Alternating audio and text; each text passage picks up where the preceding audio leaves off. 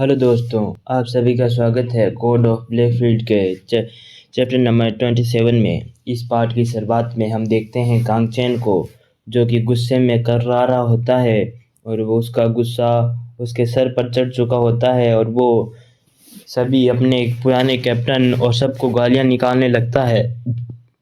और तभी वो अपने साइमन से पूछता है, चलो छोड़ो इन सब बातों को, वैसे तुमने ये पासवर्ड पता कैसे लगाया?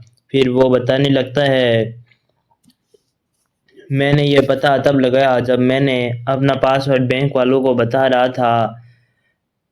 साला ने बहुत ही बड़ा हरामखोर है। एक बार उसने मुझे बैंक से पूछने के लिए विड्रॉ करवाने के लिए कहा था, और जब मैंने बैंक वालों को कॉल लगाया और गॉड ऑफ ब्लैकफील्ड नाम बताया तो उन्होंने मुझसे सामने से पूछा कि अगला वो सेकंड पासवर्ड क्या है। और ये सुनकर मैं हैरान हो गया और मुझे ये कंफर्मेशन मिल गई कि यही गॉड ऑफ ब्लैक ही पहला पासवर्ड है जो सारला ने हमारे कैप्टन ने अपने बैंक में लगाया होगा। और इसी से मैं पक्का कह सकता हूँ कि गॉड ऑफ ब्लैकफील्ड ही उस हरामखोर सारलान का पासवर्ड है, हमारे पुराने कैप्टन का यही पासवर्ड है।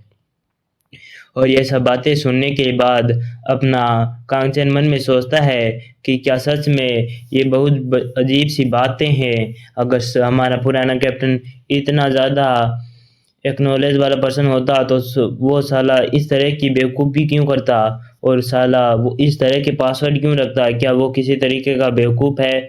और तभी वो मन में सोचने लगता है कि क्या मुझे इस साले हरामखोर पर सिमिथन पर विश्वास करना चाहिए।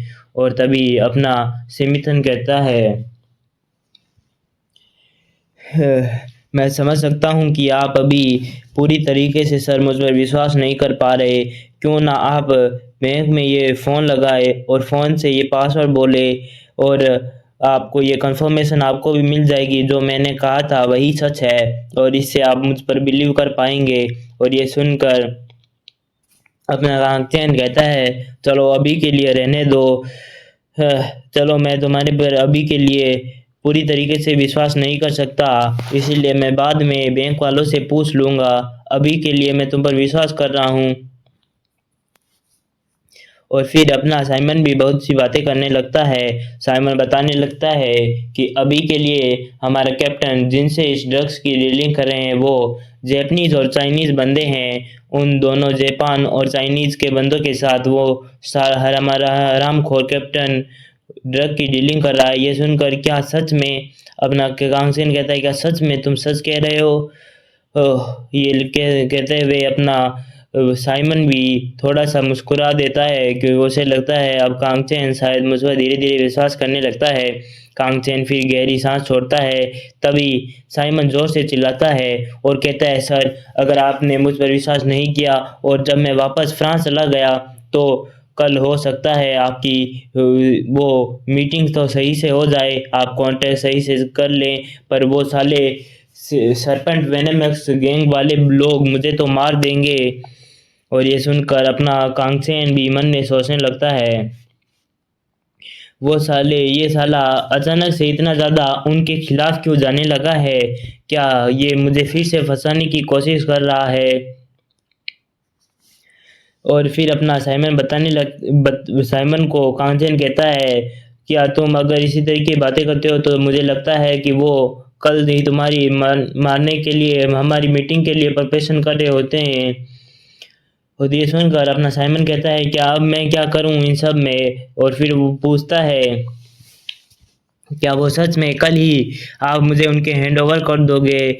और आप मुझे पता है वो मुझे कल ही तो नहीं मार सकेंगे क्योंकि मुझे वो नहीं जानते कि मुझे उनका उसका पासवर्ड पता है। और इसी तरीके से वो काफ़ी लंबी चौड़ी बातें करता है और कहता है कि शुरुआत में हम बस एक आम सी कंपनी में काम करते थे, पर धीरे धीरे साला हमारा कैप्टन अब अपने जज्बातों में बहने लगा और वो धीरे धीरे इस तरह के मामले में फंस गया। वो जापान, चाइना, अलग अलग जैसे जैसे उसके कॉन्टेक्ट बढ़ते गए उसने ड्रग वॉर का काम शुरू करने लगा। और मैं यह पक्का कह सकता हूँ कि जैसे ही उस साले को वो साला बहुत बड़े-बड़े पंगे कर चुका है और जैसे ही मेरी मदद से उसने बैंक से सारे पैसे निकला दिए, उसके बाद वो मुझे ज़रूर से मार देगा। और ये सब सुन के कांगचेन भी लंबी और गहरी साँसें छोड़ने लगता है और कुछ सोचने लगता है। और साइमन कहने लगता है, कैप्टन, अब आपने मेरे हाथ, मेरी आँखें तो ले ली है, अब तो मुझे छोड़ दीजिए और प्लीज़ मुझे बचा लीजिए हमारे कैप्टन से। यह सुनकर कांगचेन एक लंबी और गहरी साँस छोड़ता है और तभी हमारा पीटी टीचर बीच में पड़ते हुए अपने कांगचेन से पूछता है, अब सर आप क्या करने वाले हो? आपने क्या तय किया है इस बारे में? और ये सुनकर अपना कांगसेन जवाब देता है कि मैंने अब तक काफ़ी कुछ इससे पूछा है और सालान के बारे में काफ़ी कुछ पता चला है। और ये सब सुनने के बाद अपना पीटी टीचर फिर से पूछता है कि सर, तो अब आपने क्या डिसाइड किया है? ये सुन के अपना कांचन जवाब देता है, ये इसका फैसला करने वाले सिर्फ मेरे ख्याल से तुम हो और इन सब का फैसला करने के लिए मैं तुम्हारे हाथों में ये सब कुछ छोड़ता हूँ। और अब तुम इसका फैसला करो क्योंकि तुम ही हो मुझसे ज़्यादा जिससे इस सब में चोटें लगी है, इसलिए ये सब मैं तुम पर छोड़ता हूँ। तो ये सुनकर अपना पीटी टीचर कहता है, सर अगर बात ऐसी है तो मैंने पहले ही कह दिया है कि हम इसकी हेल्प करेंगे। ये सुन के अपना कांचन कहता है, क्या तुम फाइनली अब पूरी तरीके से श्योर हो? क्या तुम इसकी मदद करना चाहते हो? इसने तुम्हें काफ़ी चोटें पहुंचाई है। ये सुनने के बाद अपना पीटी टीचर साइमन की ओर देखने लगता है और वो कहता है, यस सर। अब पूरे जोश में कहता है, यस सर, मैं अब पूरी तरीके से श्योर हूँ, हमें इसे बचाना होगा और इसकी मदद करनी ही होगी। यह सुनने के बाद हमें थोड़ी देर बाद का सीन दिखा जाता है जहाँ हम बाहर कांगचेन के गैंगस्टर दोस्तों को देखते हैं। कांगचेन उनके पास आता है और उन्हें उनके बॉस को फ़ोन करने के लिए कहता है। तो उनमें से एक बंदा अपने बॉस को फ़ोन करता है और पूरी बातें बताने लगता है। और फिर हम कांगचेन और पीटी टीचर को देखते हैं। अपना वह बंदा एक बंदा कांगचेन को फ़ोन देता है और कहता है कि ये लीजिए सर, हमारे बॉस से बात कीजिए। और फिर कांगचेन बात करने लगता है। वो सामने से पूछता है, हे कांगचेन, आखिर तुमने मुझे आज फिर फ़ोन क्यों किया है? तो इसके बाद अपना कांचन पूरी बात बताने लगता है कि जिस होटल में मैं तुमने ठहरने के लिए बात कर रहा था, उसी होटल में जापान और चाइना के 10 बंदे आए हैं और वही ड्रग की डीलिंग कर रहे हैं। तो ये सब सुनने के बाद अपना वो गैंगस्टर बॉस कहता है कि जापान और चाइनीज के लोग, ये साले हरामखोर, इनकी इतनी हिम्मत कि मेरे इलाके में आकर वो इस तरह की ड्रग डीलिंग करे। और पर वो कहता है, चलो छोड़ो, वैसे उनके ऑर्गेनाइजेशन का क्या नाम है? तो ये सुन के अपना कांचन कहता है, सर मुझे नहीं पता उनकी ऑर्गेनाइजेशन का क्या बात है। फिर वो काफ़ी लंबी चौड़ी बातें करते हैं और अपना गैंगस्टर बॉस कहता है, चलो कोई बात नहीं, अगर तुम्हें उनका नाम नहीं पता तो मैं पता लगा लूँगा। और क्या तुम्हें और कुछ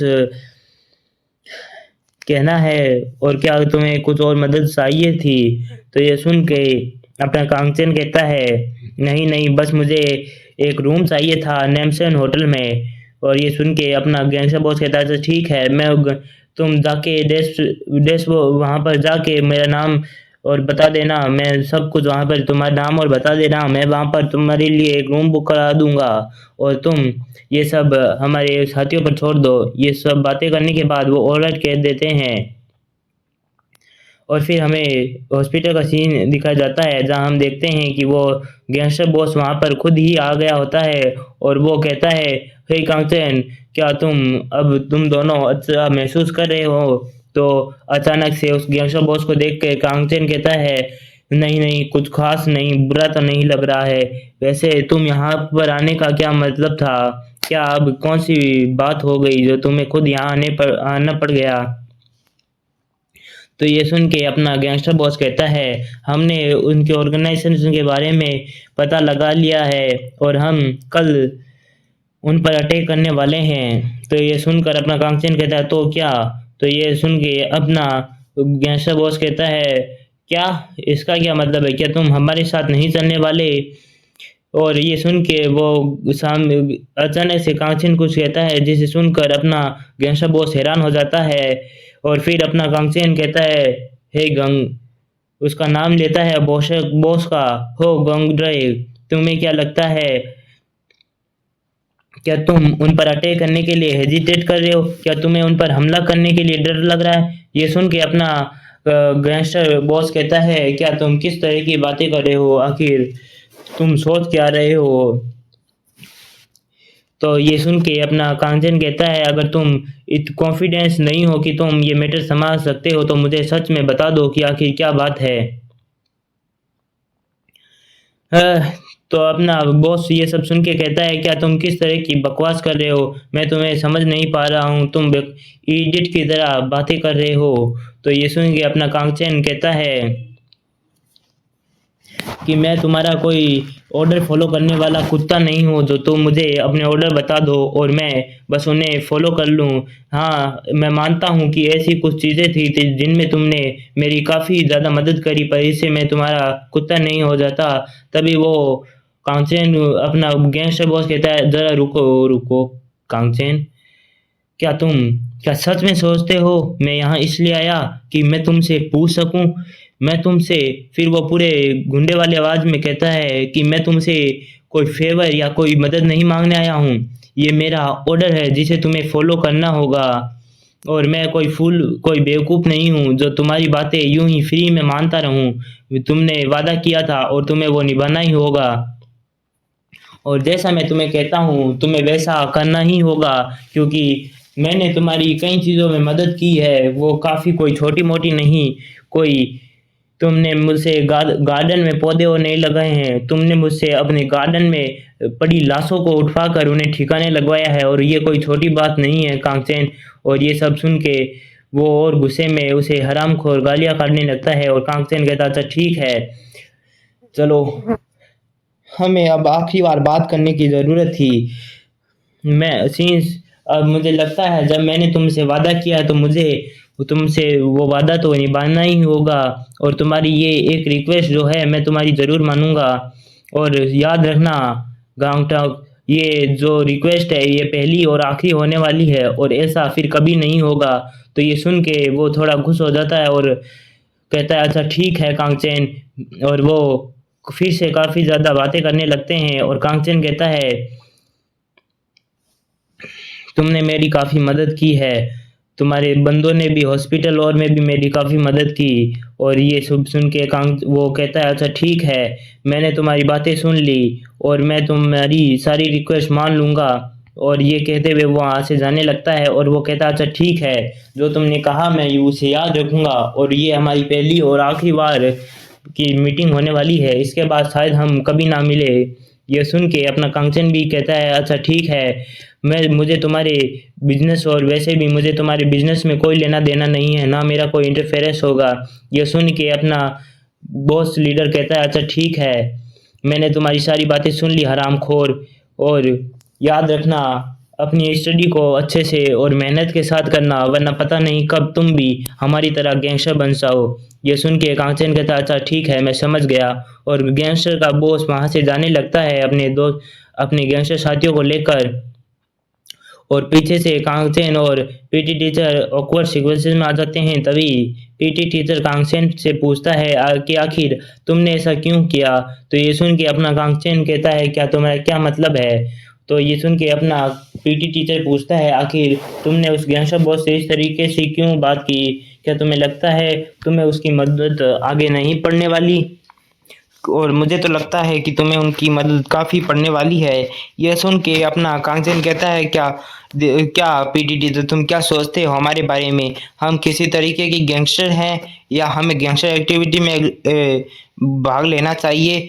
क्या तुम इन सब के बारे में क्या सोचते हो? और वैसे भी हम में सबसे ज़्यादा चोट लगने वाले तुम थे, और हम दोनों ही थे। ऐसे देखा जाए तो उनका तो कोई मतलब ही नहीं था।